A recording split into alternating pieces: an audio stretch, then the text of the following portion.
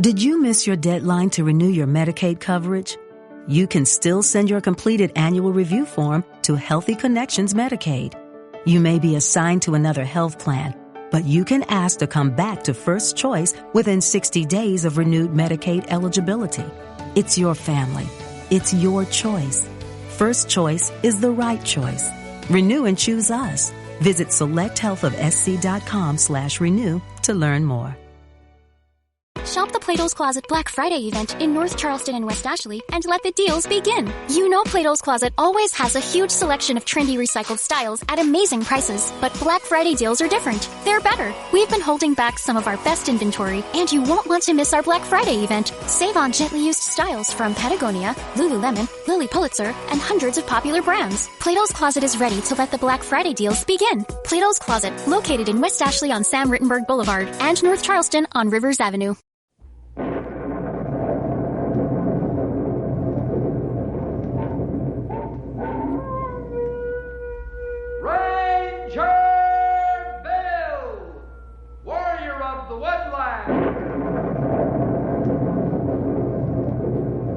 Ranger Bill, warrior of the woodland, struggling against extreme odds, traveling dangerous trails, fighting the many enemies of nature. This is the job of the guardian of the forest, Ranger Bill. Pouring rain, freezing cold, blistering heat, snow, floods, bears, rattlesnakes, mountain lions. Yes, all this in exchange for the satisfaction and pride of a job well done.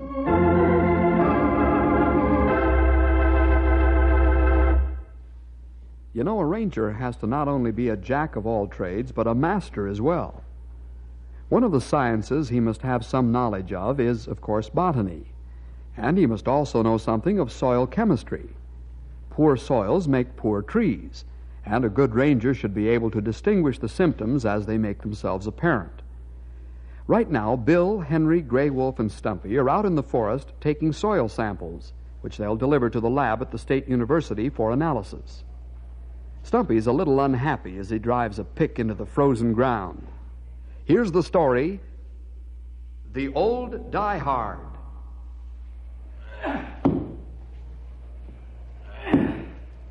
Of all the times to be digging soil samples, I never seen the beat. Might just as well be digging hunks of granite as this stuff. You get the pick in the ground, you can't get it out. You get it out, you can't get it back in. Just like digging into a bunch of bear traps. Stumpy's really singing a sad song over there, Bill. He's sure unhappy. I hear him, pal. In a way, I can't help but agree with him. Now, you watch. Just tell him we've got enough samples now. Hey, Stump. Bill says you can stop. What's that you said? Look at big smile he have on face. He plenty happy now. I knew if I complained enough, you'd take pity on me and make me quit digging this here concrete. Why couldn't we do this at any other time of the year except the wintertime, Bill? Not too easy, then. Okay, fellas, you can quit the digs. I get the point. I wish you had my aching back, too, Sonny. That there ice I was standing on had its slippery side up. Say, Bill, just why are we digging out these samples now, anyhow? Well, because there must be something in the soil in this area that's affecting the trees, Henry. A deficiency of some kind. It's not evident in a routine soil test. I'll take these samples over to Dr. Draper at the State U and see if he can find it.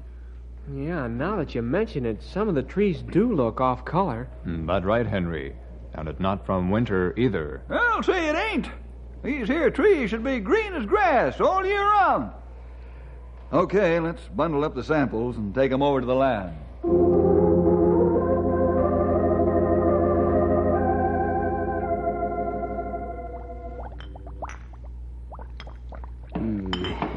Ascoronic solution reverts to 1 cc of soluble mass.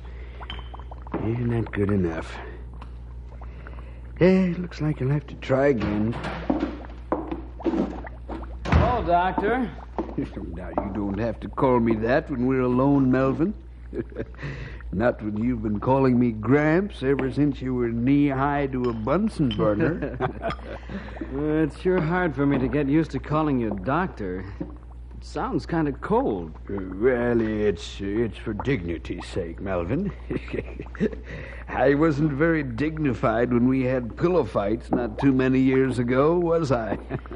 Dignity or no dignity, Gramps, I think you're the best granddad a fella ever had. Say, I better get working on that artificial photosynthesis. I'd rather you worked on that new explosive formula, Melvin. You can start your own experiment as soon as you've completed developing my new theory of hypo-explosive reactions. But, Gramps, I just want to... Melvin, let's not start the day off with an argument. I have too much vital data to observe to get upset.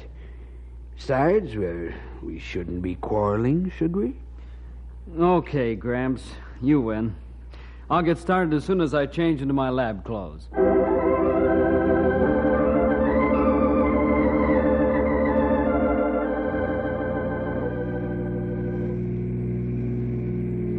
Boy, it's a good thing we can drive up to the chemistry building. This campus must be a mile long right here. Now, you said it, pal. Well, let's get those samples into the lab.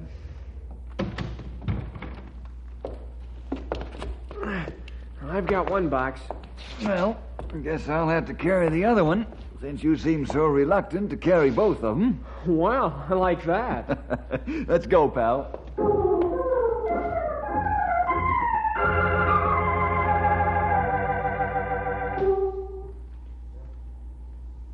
It's good of you to bring me that soil, Bill. That's not what Stumpy said when he was helping us dig it up with a pickaxe, Doctor. Yeah, he'd have used dynamite if he could have gotten away with it. Hello, Bill, Henry. Oh, hello, Mel. Hi, Mel. How's the up-and-coming young assistant to Professor Draper? I'm not quite sure. I'll have to ask Gramps about that. You sound a bit discouraged, Melvin. You aren't having trouble with the explosive derivations, are you? Well, yes, I am. It seems Melvin, how many times do we have to go over the basic proponents of the theory? I don't know, sir. It just don't seem to stick in my head. Hey, what was that? What exploded? My experiment. Oh, let's get over there. Henry, grab that fire extinguisher. Make it fast.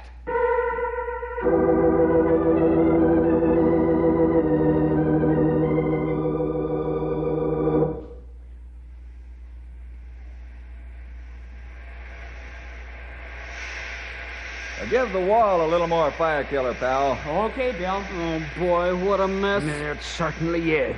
If you'd pay half as much attention to real chemistry as you do to soil chemistry and agriculture, this never would have happened. Turn off your Please, extinguisher, Gramps, Henry. let's not open up that subject.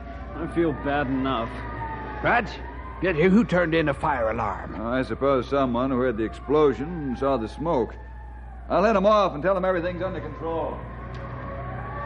I'll help Mel clean up this mess, Bill. I'm leaving before I have an attack of apoplexy.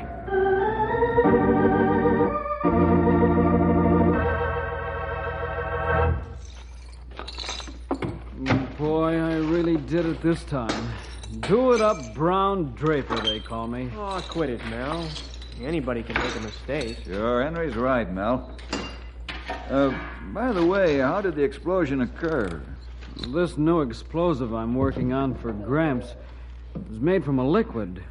In the process, you extract the pure explosive by an alternating cooking and cooling method. I didn't release the valve in the pressure chamber soon enough. I must have been off about 3 minutes. How much explosive did you have, Mel? 5 cc's. Wow. If you'd used a pound, we'd be halfway to the East Coast by now. I guess so. Say, Mel, I noticed some tension between you and your grandfather whenever the subject of chemistry is brought up. Is it that noticeable?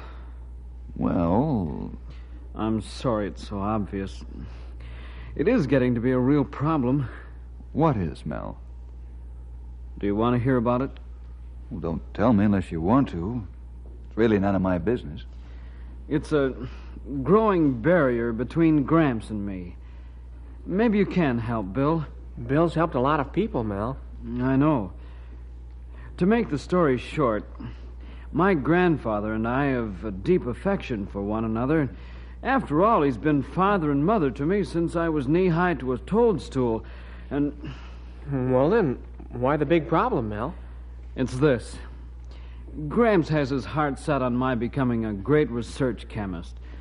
That's why he's got me developing his new theory of hypoexplosives.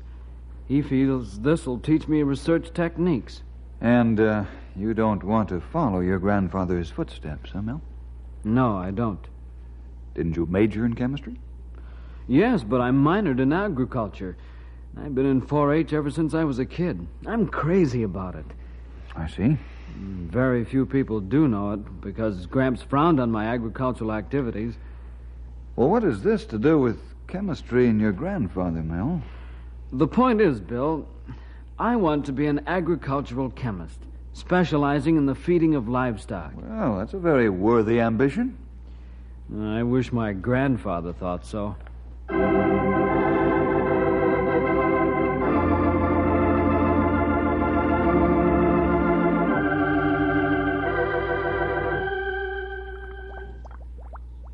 Well, to hear the reports, Bill. I hope I didn't take too long. Thanks a lot, Doctor. Well, how do they look, Bill? Well, I'll have to compare them with my other charts first, pal. Then we'll know. You let me know how the comparison works out, will you, Bill? Sure, be glad to. Well, Henry and I'll be running along now. See you again in a couple of months, Professor. Bill, there's something I'd like to talk to you about. Yes? Rather personal matter. If you got time, it won't take long. Why, certainly. Well, I'll run along, Bill. See you at the office. You don't have to leave, Henry. I think you both have a pretty good idea what's on my mind. You mean Melvin? Yes. As you know, Bill, I love the boy as though he were my own son. I've given him a good home, education, opportunity, and now he's got some tomfool notion about being an agricultural chemist. And it's ridiculous. Well, the lad's a born research chemist, got the Draper blood in him, and he wants to devote his life to feeding horses and cattle, and making breakfast food for hogs and sheep. How do you want me to fit into this picture, Doctor? Well, I want you to talk to Melvin. You'd think of it, Bill. Here's a young man with the ability to be a great scientist in the field of chemistry. Then he's preparing to throw his life away on new diets for livestock. I see. You're pretty determined about what you want for Mel, Doctor. I'll make Melvin a great chemist if it's the last thing I do.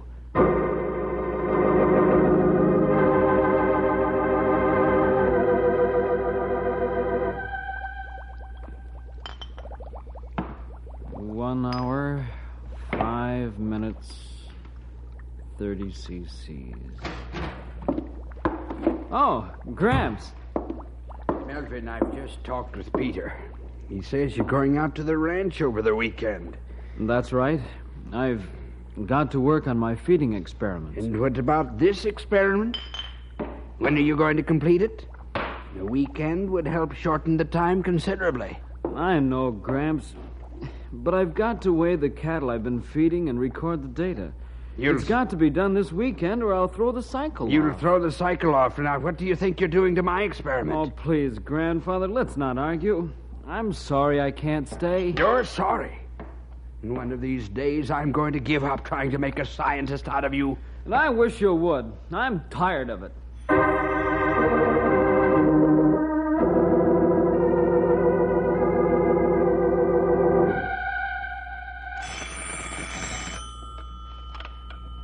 Ranger Headquarters, Ranger Bill speaking.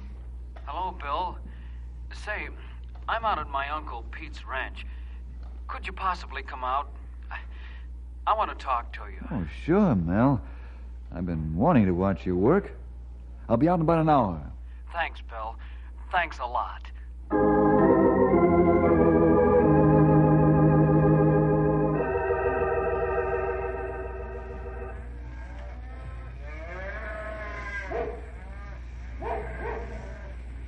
Bill, I can't tell you how much I appreciate your coming out here.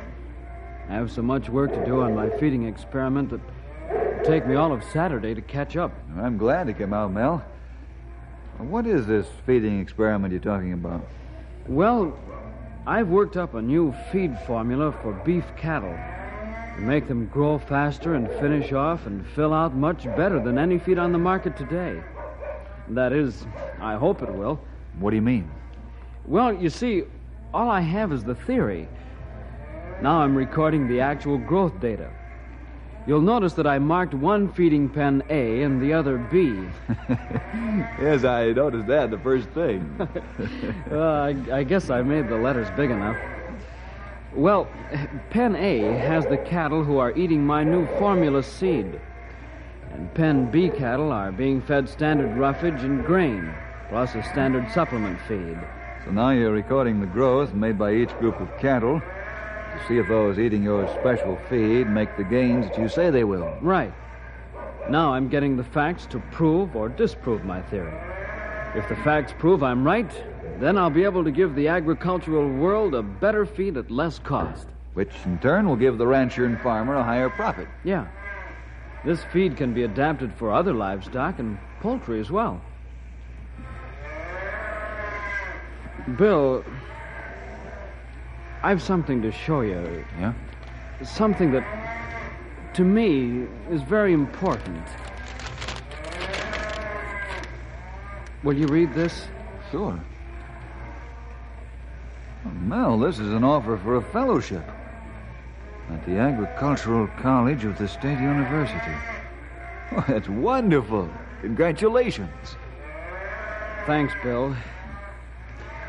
There's only one hitch in it. Oh? Professor Draper. Yes. If I accept this, it'll hurt Gramps deeply. I suppose it will. Your grandfather seems to be dead set against you being anything but a research chemist, Mel. If you only knew how dead set he is. What really worries me is how Gramps feels. I don't want to hurt him, Bill. That is, not any more than I have to.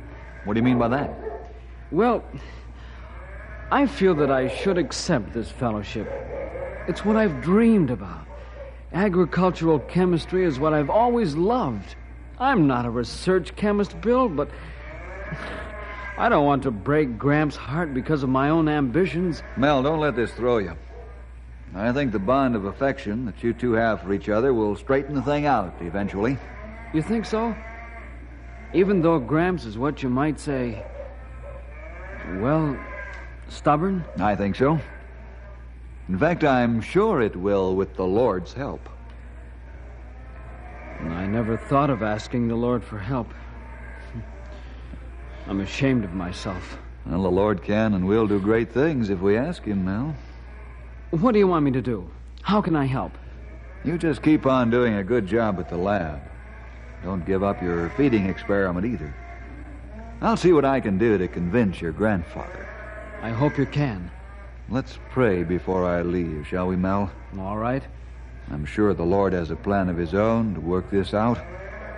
We want to be sure we're doing what He wants to do.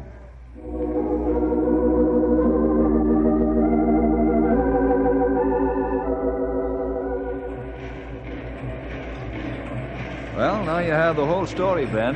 Yeah, I see. It's too bad to see a young man's ambition thwarted because of a hard-headed old man. Of course, I know the professor ain't gonna do this to be mean, but, well, he's an old diehard. No question about that. You got the heart of the problem right there, Ben. Will you ask the professor to have Mel write the story? I certainly will. I'll call him right after lunch.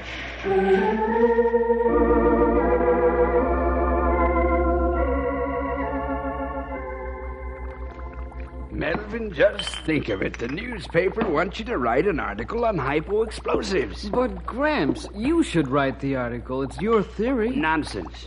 You're working on it with me, aren't you? Oh, this'll get your name right in public where it belongs. But, Gramps, I feel that I'm stealing your stuff. Stop talking like a child, Melvin. You just get busy on that article. Okay, if you say so. I'll start right away. Do my best. I know you will. Wait till my colleagues read this. They'll know then that my grandson's a real chemist. He's got the Draper blood in him.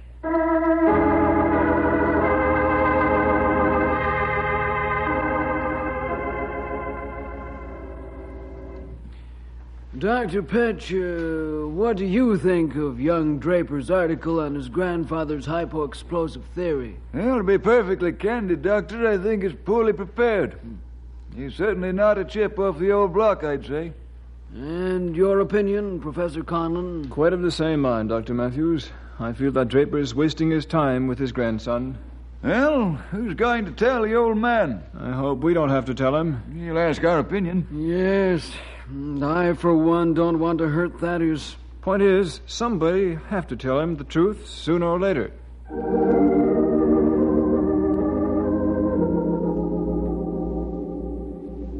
Dr. Matthews, what's the general feeling among the professors about the fine article Melvin wrote?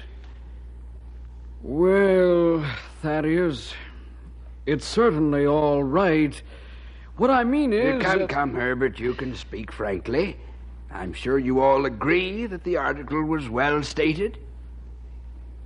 Well, don't you? Speak up, man.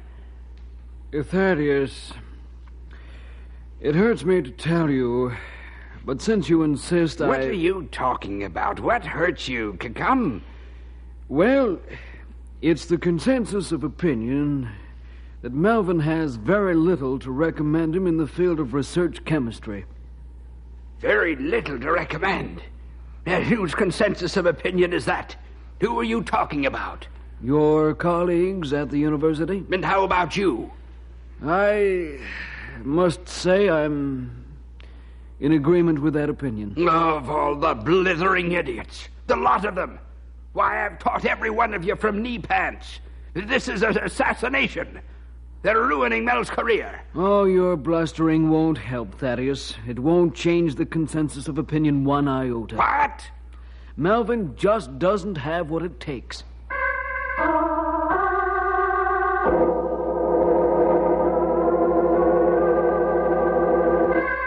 Bill, I'm sure they're trying to put one over on me. They? Who, Doctor? I don't know, but whoever it is must think I'm not only old, but unconscious as well. How do you mean that? Well, somebody prompted Ben into asking me to have Melvin write that article. Yeah? Just to prove that Melvin is not a research chemist. I think he is. Just so I wouldn't stand in his way to accept the fellowship he's been offered. Well, I'd say that was a shrewd guess, Doctor. But what this person doesn't know is that I can pull one out of the hat, too.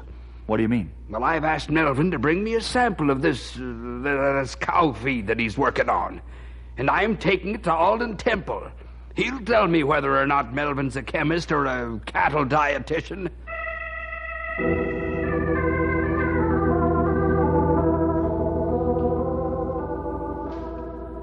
Thaddeus, I give it as my considered opinion that this theory of your grandson's on cattle feeding is useless. And I would say that he has no talent in that field whatsoever.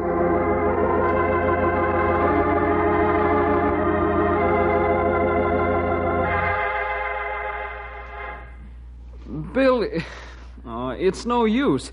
I just can't get ahead of Gramps. Alden Temple told Gramps my cattle feed wouldn't even make a good batch of birdseed. Hey, keep that chin up, young man. You're not discounting the Lord's part in it, are you? Perhaps I am, Bill. But I can't forget that Alden Temple is the best cattle expert in this part of the country. Yes, Alden Temple is an expert cattle judge. But he knows nothing about feeding. Are you sure, Bill? I'm positive. He's interested only in the finished product, not how you grow and develop it. Of course, he may think he knows, but he doesn't.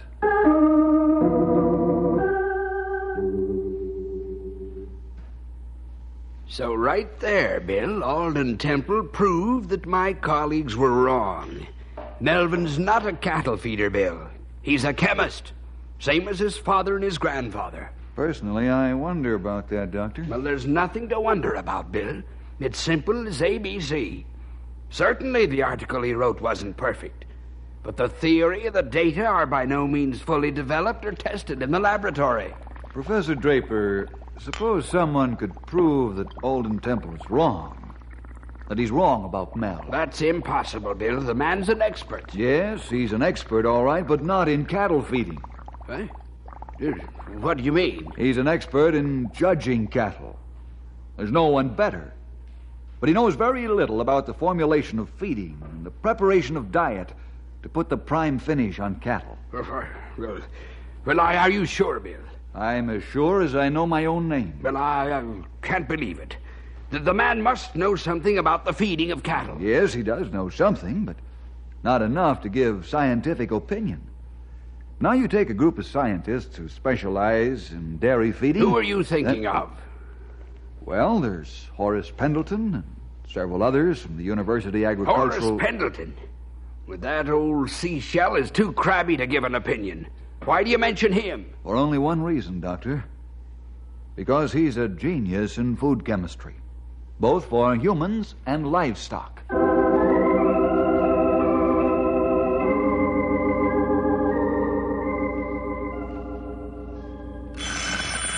I got it, fellas.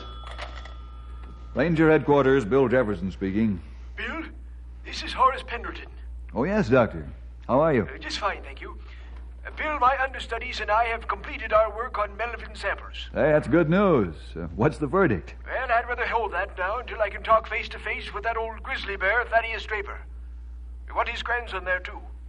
Now, you make arrangements for a meeting at 2 o'clock this afternoon here at my laboratory. I certainly will. We'll be there.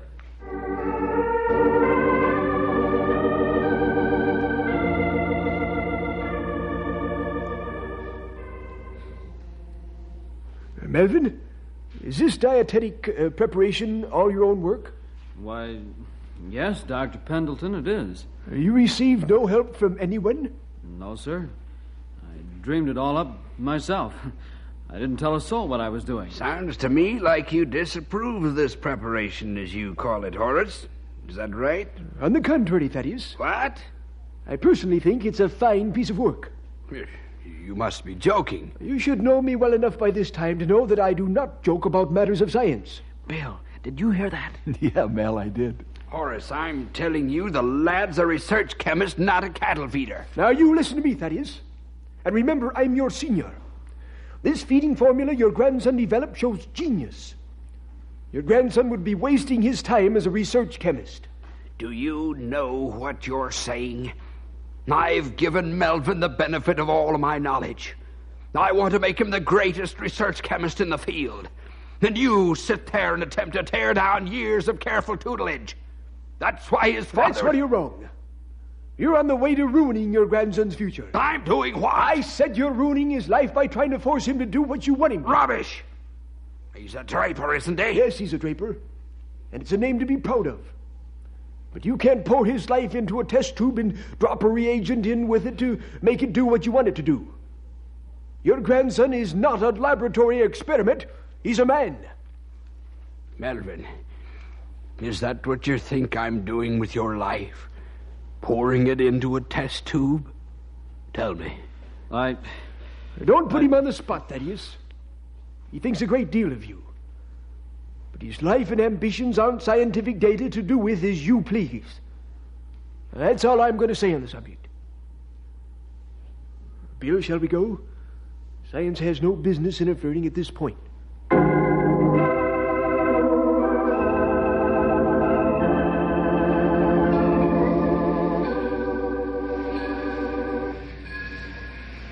Melvin, since you're going to be an agricultural chemist, I want you to be the best agricultural chemist in the world.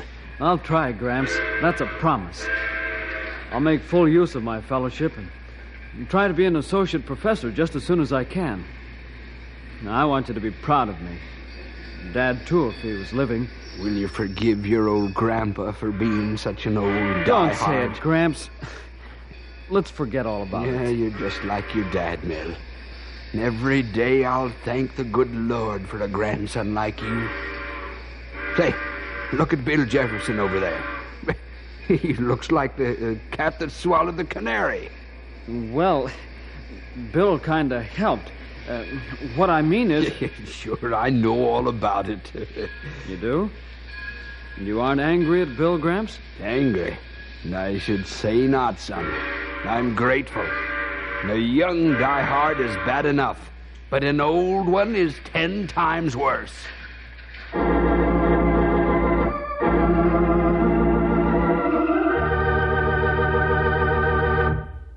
Well, it was nip and tuck for a while, wasn't it? But Mel finally won out without hurting his grandfather. With the Lord's help, of course.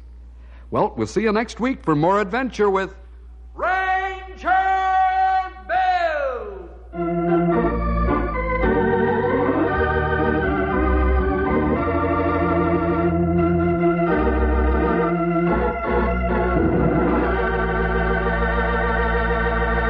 Shop the Plato's Closet Black Friday event in North Charleston and West Ashley and let the deals begin. You know Plato's Closet always has a huge selection of trendy recycled styles at amazing prices, but Black Friday deals are different. They're better. We've been holding back some of our best inventory, and you won't want to miss our Black Friday event. Save on gently used styles from Patagonia, Lululemon, Lilly Pulitzer, and hundreds of popular brands. Plato's Closet is ready to let the Black Friday deals begin. Plato's Closet, located in West Ashley on Sam Rittenberg Boulevard and North Charleston on Rivers Avenue. With Lucky Land Slots, you can get lucky just about anywhere. Dearly beloved, we are gathered here today to... Has anyone seen the bride and groom?